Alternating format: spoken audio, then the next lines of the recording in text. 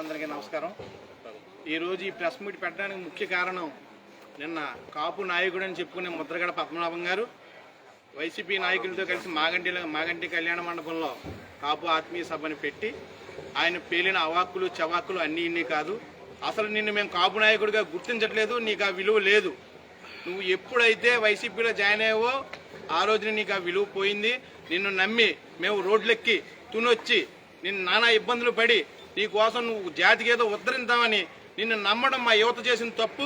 నువ్వు వాళ్ళు ఏం మాట్లాడుతున్నావు, నువ్వు ఇక్కడికి వచ్చి మా తాడేపల్లి కూడా వచ్చి నువ్వు పవన్ కళ్యాణ్ గారు కొట్టిసచ్చిన మీద పోటీ చేయడానికి భయపడ్డాడు అన్నావు. నువ్వు వచ్చి పోటీ చేయి, ఇక్కడ నీకు దమ్ముంటే నువ్వు పోటీ చేయి, వచ్చి కొట్టిసచ్చినాడు ఎందుకు?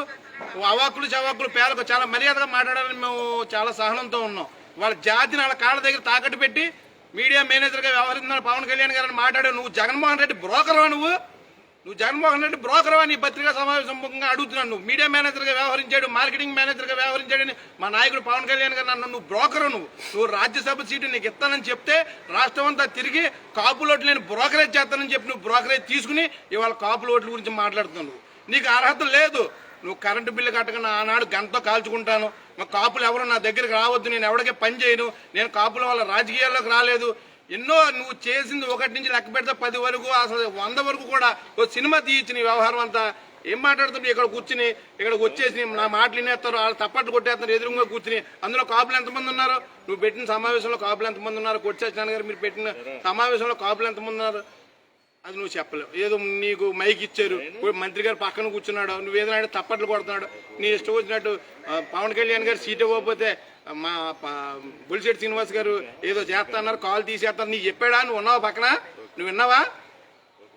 ఎందుకు ఆ మాటలు? నీ విలువ పాడు చేసుకున్న ఈ రోజు నీ గౌరవం ఏమండి అని పిలవాలంటే కూడా అసహ్యం వేస్తుంది నిన్ను. ఇదివరకు ముద్రగడ పద్మనాభం గారు ఫోటో దిగాలంటే ఎగబడేవాళ్ళు. ఇవాళ నీ మాటలు నీ వ్యవహారం చూస్తుంటే అసహ్యం వేస్తుంది. ఇంకా జనం అంతా చేదరించుకుంటారు, కాపు జనం అంతా చేదరించుకుంటున్నారు నిన్ను చూసి. నీకు విలువ లేదు, నువ్వు రాష్ట్రం అంతా తిరిగినా నీకు లెక్క లేదు. నీ సీటు కోసం ఆడేదో బిస్కెట్ ఎత్తాడు, ఆ బిస్కెట్ కోసం తిరుగుతున్నావు. ఆ బిస్కెట్ పని చూసుకో. మా నాయకుడిని ఏమన్నంటే ఊరుకో.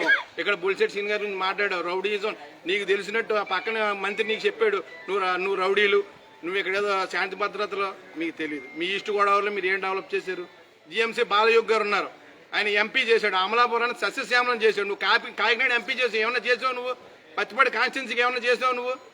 కాపులంటే నువ్వు వారవలేవు. రంగా గారిని ఆ రోజుల్లో రాజకీయాల్లోకి తీసుకొచ్చినట్టుగా తీసుకొచ్చావు. ఆయన ఎదిగిపోయాడు, ముఖ్యమంత్రి స్థాయికి వెళ్ళిపోతున్నాడు. రౌడీ అని ముద్రేసి పక్కకు తప్పుకున్నావు. చిరంజీవి గారి గురించి ఆయన రాజకీయాల్లోకి వచ్చాడు, నీతివంతమైన రాజకీయాలు చేయాలి అని చిరంజీవి గారి రాజకీయాలతో ఆయన సపోర్ట్ చేసావా? చేయలే. సపోర్ట్ చేయకపోగా ఎదురు పోటీ చేసావు. పెటాపురంలో చిత్తుగా ఓడించారు నిన్ను. పవన్ కళ్యాణ్ గారు వచ్చారు, ఆయన్ని ఇంటికి వచ్చి బతిమాలాలి. అదే జగన్మోహన్ రెడ్డి బతిమాలక్కల, నువ్వు బ్రోకరేజ్ తీసుకున్నావు కదా, నిన్ను బతిమాలక్కల. అలా మనుషులు పంపేసి బ్రోకరేజ్ మాట్లాడేసుకుంటే పని అయిపోతుంది నీకు. అని చేత కాపు ప్రజలు నీ మాటలు నమ్మరు. నువ్వు అనవసరంగా ఇక్కడికి వచ్చి రాష్ట్రం అంతా తిరిగి నా వల్ల ఓట్లు పడిపోతాయని మాట్లాడుకోవడం, మాటలు చెప్పడం అనేది మాట్లాడొద్దు. నీ విలువ ఇంకా దిగజార్చుకోవద్దు. ఇంక ఇప్పటికే పాతాళానికి పోయి ఇంకా కిందకి వెళ్ళడానికి లేదు. ఇక లోకల్ సబ్జెక్ట్కి వస్తే మన మంత్రి కొట్టిసచ్చినారాయణ గారు శాంతి పద్ధతుల గురించి మాట్లాడతారు. మీరు 1999లోనే మీరు కడప నుంచి రౌడీలు దింపిన చరిత్ర మీది. రౌడీజాన్ని మొదలుపెట్టింది మీరు. 2004 నుంచి 2009 దాకా ఆయన చేశానన్నావు. 2009 నుంచి 2014 దాకా నాని గారు చేశారు. 2014 నుంచి 2019 దాకా మాణిక్యాలరావు చేశారు. రౌడీజం లేదు. 2010కి ముందు జనం అందరూ కూడా వాళ్ళ కుటుంబాన్ని పోషించుకుంటాం ఆ వ్యవహారంలోకి వెళ్ళిపోయారు. రౌడీజంతో ఉండాలి అని ఎవడో అనుకుంటలేదు. ఇప్పుడు ఎవడో లేడు రౌడీలు. మీరేం కొత్తగా అణచక్కర్లేదు. శాంతి భద్రతలు చూసుకునేది పోలీసులు, మీకు సంబంధం లేదు. వాళ్ళు చూసుకుని వాళ్ళ వ్యవహారం ఎలా చేయాలనేది జిల్లా ఎస్పీ డిఎస్పీ వాళ్ళు చూసుకుంటారు. నేను ఏదో కాపాడేస్తాను, వాళ్ళు వస్తే రౌడీయిజం పెరిగిపోతే నీకన్నా రౌడీ ఎవడో.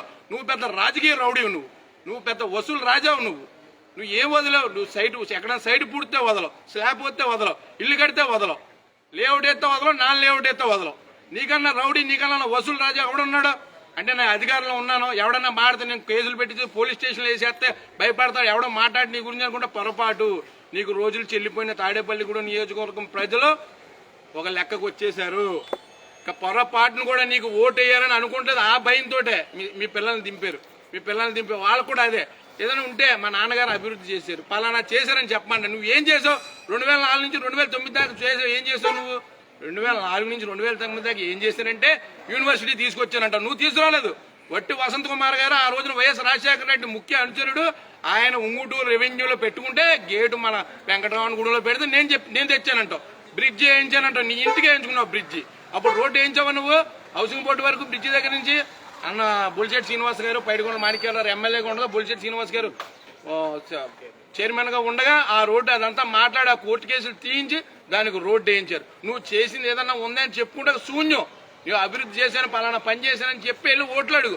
అంతేగాని రౌడీ శాంతి భద్రతతో రౌడీ శాంతి భద్రత నీకన్నా రౌడీ లేడు. నువ్వు ఖచ్చితంగా నువ్వు రాజకీయ రౌడీవి, నువ్వే రౌడీవి, నీ మనుషులే రౌడీలు. నువ్వు పెద్ద వసూలు రా, ఎవరినే వదలవు నువ్వు.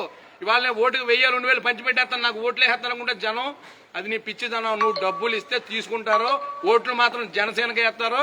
నీ పని అయిపోయింది. అనవసరంగా అవాకులు చెప్పి 1కి 10 సార్లు శాంతి భద్రతల గురించి మాట్లాడద్దు. నువ్వు వస్తేనే శాంతి భద్రతలు ఉండవు. మా బొలిశెట్టి శ్రీనివాస్ గారిని కానీ మా నాయకుడు పవన్ కళ్యాణ్ కానీ నువ్వు ఏదన్నా అంటే అది నీకు మర్యాద దక్కదిక మీద ఊరుకునే ప్రసక్తి లేదు. ఇంకొకసారి మాట్లాడుతూ నీ సభాముఖంగా తెలియజేసుకుంటూ నాకు ఈ అవకాశం ఇచ్చిన పెద్దలందరికీ సెలవు తీసుకుంటాను.